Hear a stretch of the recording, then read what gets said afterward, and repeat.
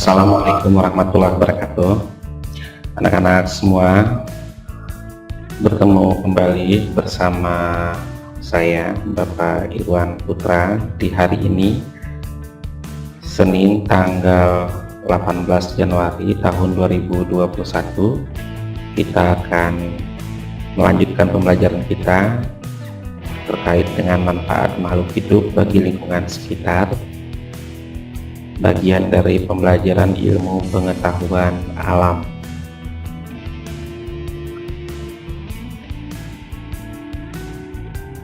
Anak-anak semua, semoga semuanya sehat.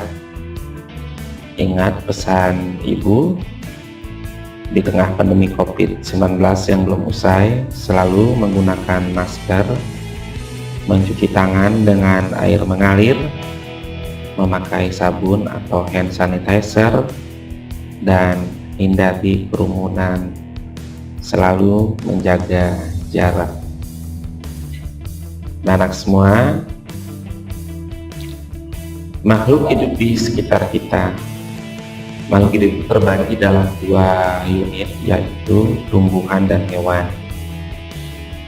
Ketika kita bicara tentang tumbuhan, itu memuat penjelasan tentang pentingnya tumbuhan bagi makhluk hidup dan lingkungan, dan penjelasan mengenai bagian-bagian tubuh tumbuhan serta fungsinya. Dan yang kedua adalah hewan di sekitar kita, yaitu memuat penjelasan bagian-bagian tubuh hewan dan fungsinya. Tumbuhan merupakan makhluk hidup yang dapat tumbuh hampir di semua tempat, baik di tanah, di air maupun di udara. Tumbuhan merupakan salah satu sumber daya alam yang terbesar yang ada di bumi kita. Termasuk di negara kita, tumbuh-tumbuhan merupakan satu sumber daya alam yang sangat melimpah. Semua kehidupan di bumi ini tergantung pada tumbuhan untuk bertahan hidup. Pernahkah kita berpikir apa jadinya bila tidak ada tumbuhan di bumi kita? Tentu saja akan sangat mengerikan, bukan? Seberapa pentingkah tumbuhan bagi kita, nanti akan kita lihat di slide berikutnya. Termasuk juga permasalahan banyak negara saat ini yang berkaitan dengan pemanasan global, juga salah satunya menjadi alasan mengapa tumbuhan itu sangat penting keberadaannya di bumi. Manfaat tumbuh-tumbuhan di sekitar kita diantaranya adalah sebagai penghasil oksigen, O2, dan mengurangi karbon dioksida atau CO2. Hal ini sering terjadi pada proses fotosintesis pada tumbuh-tumbuhan. Kemudian sebagai produsen atau pembuat makanan. Jadi tumbuh-tumbuhan adalah sebagai bahan utama pembuat makanan bagi manusia dan hewan tentunya. Kemudian sebagai perangkap zat-zat pencemar limbah industri. Jadi karena dia itu menyerap karbon dioksida, tentu akan membersihkan udara kita dari polusi dan pencemaran. Manfaat tumbuhan lainnya adalah sebagai tempat hidup tanaman dan hewan.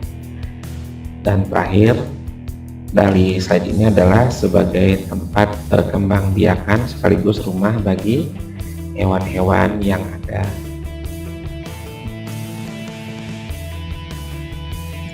Anak-anak semua, mari kita amati gambar rumah di bawah ini. Rumah mana yang menurut kamu lebih enak dipandang? Rumah yang pertama, yaitu rumah dengan tanaman dan pohonan, atau rumah kedua, yaitu rumah tanpa tanaman dan pohonan. Nah, di sini terbalik ya. Jadi rumah pertama tanpa pepohonan, rumah kedua disertai dengan pepohonan. Nah, mana yang menarik bagi kita? Fungsi makanan sebagai sumber bahan pangan, kita melihat hewan yang merupakan sumber makanan manusia antara lain seperti sapi yang bisa diambil dagingnya, kulitnya, susunya, bahkan di sebagian tempat kita Sapi ini juga digunakan tenaganya baik sebagai penarik delman ataupun sebagai membantu membajak lahan pertanian. Kemudian ada ayam juga, selain diambil dagingnya dan juga telurnya, ayam juga dimanfaatkan bulunya sebagai alat pembersih kaca seperti kemoceng, dan juga untuk membuat kok pada permainan bulu tangkis. Ada udang, ada ikan, tentunya sebagai makanan yang mengandung banyak protein. Sedangkan tumbuhan yang menjadi sumber makanan antara lain sayur-sayuran, buah-buahan, dan palawija seperti padi, kedelai, dan jagung. Kemudian tanaman atau tumbuh-tumbuhan juga atau beserta hewan dijadikan sebagai bahan sandang atau pakaian. Bahan pakaian yang digunakan manusia berasal dari serat tumbuhan dan hewan. Contoh tumbuhan yang dimanfaatkan seratnya adalah kapas, ya. Kapas dipintal menjadi benang dan benang dipintal menjadi kain. Kemudian contoh tumbuhan yang dimanfaatkan seratnya adalah kapas, ya. Kalau hewan misalnya ulat sutra. Sedangkan contoh hewan yang dimanfaatkan seratnya adalah ulat sutra dan domba. Serat-serat ini diolah menjadi benang yang kemudian dipintal dan ditenun menjadi kain. Kita lihat ada kain wol, ya, yang terbuat dari benang wol. Ini dihasilkan dari bulu domba.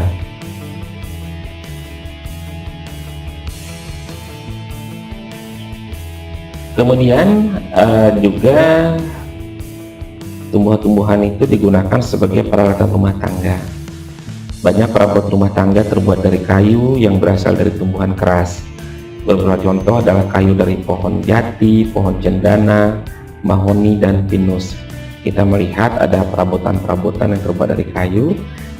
Di samping itu juga fungsi kayu ini juga akan bisa membuka lapangan kerja. Sebagaimana kita pada gambar ada tukang kayu dan juga perajin-perajin kayu lainnya. Kemudian tumbuhan juga digunakan sebagai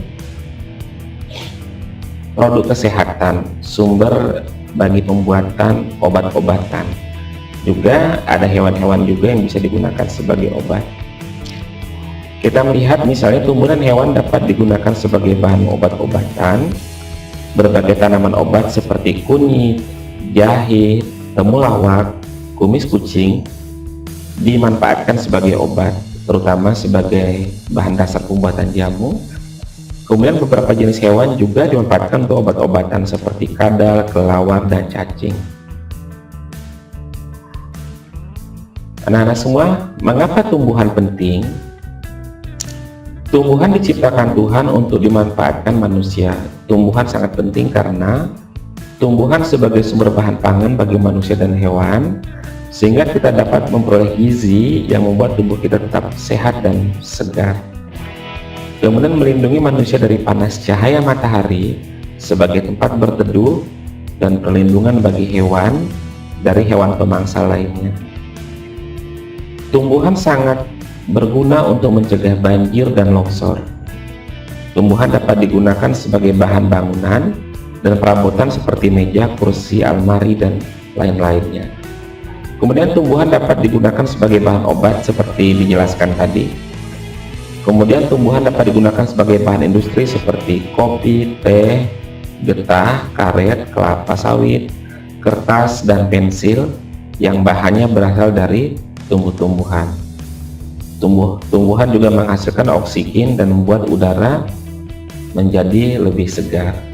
Kita melihat pada gambar bahwa tumbuhan itu terdiri dari akar, batang, cabang, buah, dan daun. Ini kita lihat di bagian bawah ada akar yang berbentuk akar serabut dan juga berbentuk akar tunggal. Apa fungsi akar bagi tumbuhan? Akar adalah bagian tumbuh-tumbuhan yang biasanya tertanam di dalam tanah. Walaupun pada beberapa tumbuhan tertentu ada akar yang menjulang di atas tanah, misalnya pada tanaman anggrek. Akar berfungsi untuk memperkuat berdirinya batang tumbuhan, menyerap air dan mineral dari dalam tanah, untuk menyimpan cadangan makanan pada tumbuhan umbi-umbian, misalnya singkong, ubi, talas, kentang, wortel, dan sejenisnya. Akar seperti ini akan menjadi besar dan menggelembung sebagai tempat menyimpan makanan.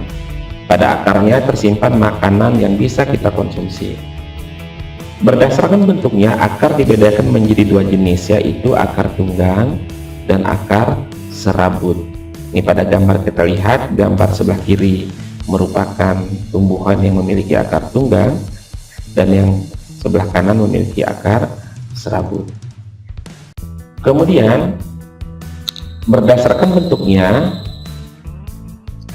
batang sebagai penopang tubuh tumbuhan agar tumbuh-tumbuhan tersebut tetap berdiri tegak. Kemudian batang juga mengangkut air dan mineral dari akar menuju daun dan sebagai tempat penyimpanan makanan cadangan pada tumbuhan tertentu, misalnya batang tumbuhan tebu dan sagu. Kemudian daun sebagai tempat proses pembuatan makanan dan sebagai alat pernapasan, juga sebagai tadi disebutkan sebagai tempat terjadinya fotosintesis. Kemudian bunga berfungsi sebagai alat perkembangbiakan, buah dan biji. Daging buah berfungsi untuk melindungi biji. Biji bila kita tanam akan menjadi tanaman baru. Berikutnya kita akan melihat hewan. Hewan seperti halnya tumbuhan termasuk makhluk hidup. Hewan juga perlu makan, bernapas, bergerak, tumbuh, dan perlu oksigen. Ada berjuta-juta hewan yang menghuni di alam ini. Sungguh sangat mengagumkan bila kita pelajari bagaimana mereka hidup dan tumbuh. Cobalah lihat lingkungan sekitarmu. Tentu kamu melihat beragam hewan, bukan? Ada yang berukuran kecil, ada yang berukuran besar. Beberapa hewan berkaki dua atau lebih. Warna hewan juga beragam. Cara bergerak hewan pun juga beragam. Ada yang berjalan, ada yang terbang, ada yang merangkak.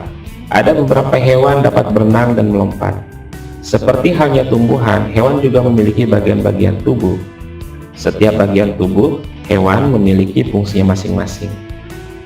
Ini adalah gambar beberapa hewan yang biasa kita temui dalam kehidupan sehari-hari. Mari kita lihat, seperti kucing ini memiliki mata, hidung, mulut, kumis, telinga, kaki, tubuh, dan ekor. Salah satu contoh hewan peliharaan yang sering kita temukan di rumah adalah kucing. Barangkali kamu juga memiliki kucing di rumah. Kucing banyak dipelihara karena jinak dan bentuknya yang lucu. Tingkah laku hewan yang satu ini memang lebih cenderung sangat alami, karena secara naluri kucing adalah hewan. Tubuh kucing terdiri atas 3 bagian, bagian kepala, bagian badan, dan anggota tubuh. Pada kepala kucing ada mata berfungsi untuk melihat, telinga untuk mendengar, hidung untuk mencium, mulut dan gigi untuk mengunyah makanan. Demikian juga pada burung. Coba bandingkan bagian-bagian tubuh kucing dan burung elang berikut ini. Burung memiliki mata, memiliki paruh, memiliki sayap untuk terbang, memiliki bulu untuk melindungi dirinya dari perubahan cuaca dan iklim, termasuk juga ada cakar dan ekor. Nah, tentu bagian-bagian tubuh ini memiliki fungsi sendiri yang perlu kita telusuri satu persatu. Demikian juga pada ikan. Ikan merupakan hewan yang hidup, yang selalu di air. Ikan ada yang hidup di air tawar, misalnya ikan mas, nila, dan mujair. Ikan ada juga yang hidup di air payau, misalnya ikan bandeng, ikan bawal, ikan kerapu, dan ikan kakap putih. Selain hidup di air tawar dan air payau, ikan hidup di air asin, misalnya ikan cangkalang, ikan kakap merah, dan ikan kembung. Karena keunikannya dan keindahan warnanya, ikan banyak dipelihara di akuarium sebagai ikan hias, misalnya ikan arwana, ikan lohan, ikan mas koki, ikan koi, dan ikan Oscar. Daging ikan banyak dikonsumsi karena kandungan gizinya, terutama kandungan proteinnya. Kita tidak akan membahas tentang kandungan gizi ikan, tetapi kita akan membahas tentang bagian luar tubuh ikan dan fungsinya. Marilah kita bahas, misalnya fungsi mulut, fungsi mata, fungsi insang, fungsi sirip, kemudian fungsi ekor. Nah, ini akan menjadi bahan diskusi kita pada sesi berikutnya. Anak-anak semua, terima kasih atas perhatiannya. Mari kita sambut pembelajaran hari ini dengan penuh semangat, kesungguhan, mandiri, dan bertanggung jawab. Untuk bagian-bagian yang membutuhkan penjelasan tambahan, silakan langsung dikomunikasikan bersama gurumu. Terima kasih. Assalamualaikum warahmatullahi wabarakatuh.